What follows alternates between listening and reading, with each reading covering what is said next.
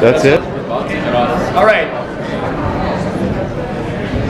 Most of you all saw the inauguration looking forward. But I think it's important to look back. Change happens from here. Change happens from up here, folks. Up here. Those are people. There's millions of people. And the people that put together the possibility for change, the opportunity for change. In La Crosse, Wisconsin, when the ballot had been counted, I was shocked because in 2004 I didn't think we could get any better. I didn't think that we could improve the vote any more than we'd done in 2004 to unelect President Bush.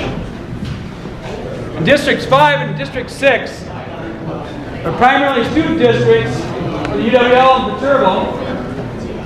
Those two districts were in the top 5% of all districts voting in the United States of America in 2004. Yeah. In this election, Ward 6, 110% of eligible voters voted. That means more people that were on the voter rolls showed up and voted. In District 5 on campus, there was a low turnout, only 95% compared to the 98% before, until I figured out that the university had submitted 184 international students as eligible voters to the county clerk's office. So we actually voted about 106%. How many votes is that, folks? How many votes is that in those two wards? That's more votes than the city of West Salem total. That's more votes than people voted in the city of Holmen. That's over 2/3 of the vote of the city of Alaska in two wards.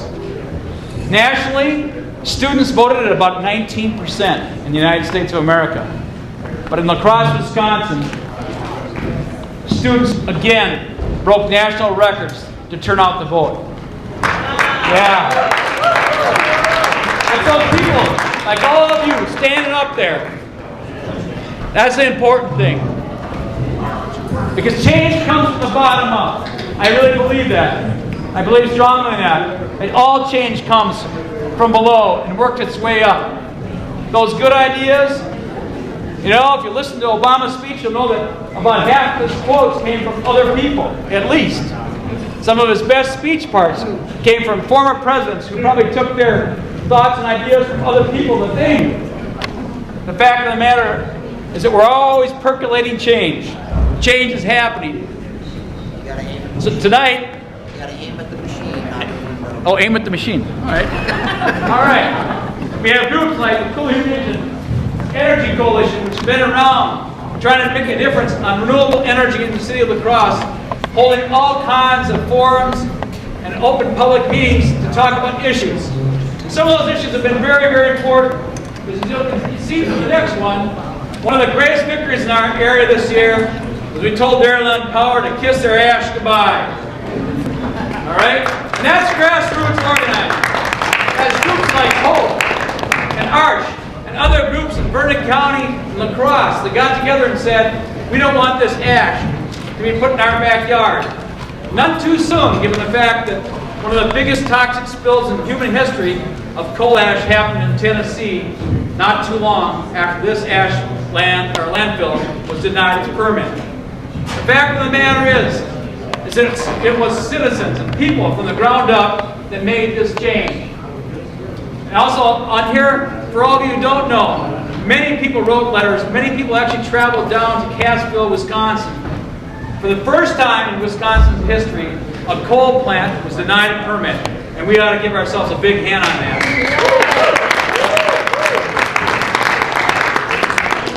One of the things that President Obama has done right, and it's remarkable to me that he could even do this, given the fact that I don't know if he even knew where South Dakota was at.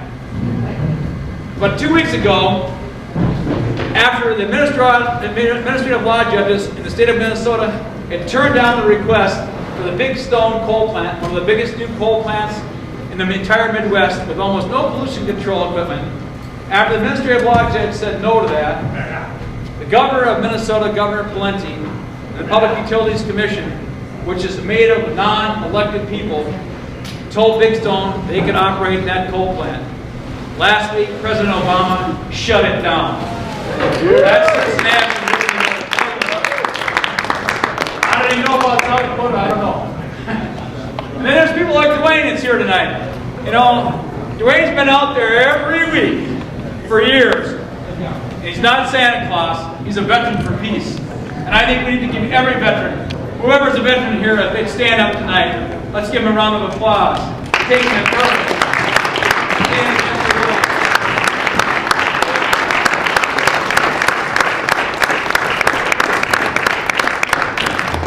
I know that Dwayne would like more people to stand with him. It gets pretty cold out there.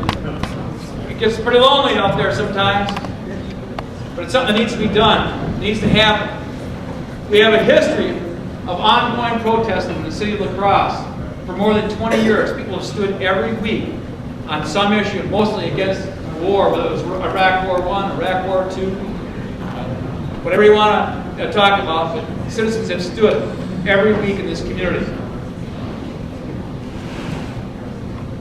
And of course, she couldn't be with us tonight, but we got to remember, and I think this is worth all the standing, for this wonderful lady who has led us all, not only how to organize, but how to live that kind of life. Let's let us out of that jail. Let us be free. Yeah. No lady actress. One heck of a lady. And I suggest to all of you, if you get the opportunity, give June a call, send her a letter, thank her for what she's done. Her whole life is what she's done. Better yet, get her book. Help make change keep happening, because those proceeds from the book are going to help create change across the community. And how is she okay? She's doing okay. She's getting a little tired. We have tonight here with us one of our new groups that joined the State of the Union Party as Wisconsin's Farmers Union, and we really want to welcome them tonight here because they've been actively involved in getting workshops and looking at energy change in the state of Wisconsin. And not only they've been holding bioenergy workshops, but they've had 10 programs dealing with carbon credits around this whole area, trying to find ways to help create trade-offs so that we can reduce the amount of carbon that's in the atmosphere. And we're going to plant the right kind of crops, and we're going to argue for crops like switchgrass and biomass that we can turn into fuel. How many of you know who Rudolph Diesel is? Raise your hand. Anybody know who Rudolph Diesel was? Invented the diesel. And what did Rudolph Diesel make out of diesel? What was his first diesel fuel? Vegetable Peanuts. oil. Peanut oil. He wanted a building for farmers in our communities, not only to be able to grow their crops, but to power their own fuel for all the machines on peanut oil. He wasn't in the oil business. He wasn't in the petroleum business. He was about making change from the bottom up for farmers and community members. Remember that the next time you see a diesel sign. Critical Mass, one of my favorite groups. Anybody here ever ride Critical Mass? Raise your hand. All right. Well, Critical Mass is a great group, and they meet every month, and they ride the range for social change. They're helping to make people in the city of La Crosse and this whole region aware of the fact that we need to be a bike-friendly community. And it's amazing because in April, it says here, I think there was about almost 3 dozen, I think, people involved in this. But the police stopped those bicycle riders. They pulled them over, and they were going to ticket them until those same riders turned around and showed them the law. Bike laws that protect bikers, that make it bike safety an issue. It's something that's of importance in the city of La Crosse. So let's give a big hand to those people from Critical Mass willing to ride every month.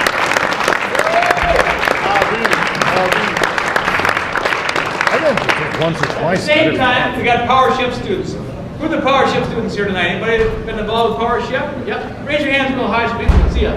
They've been working, motivating, getting people out to vote. They've been going to Washington, D.C.,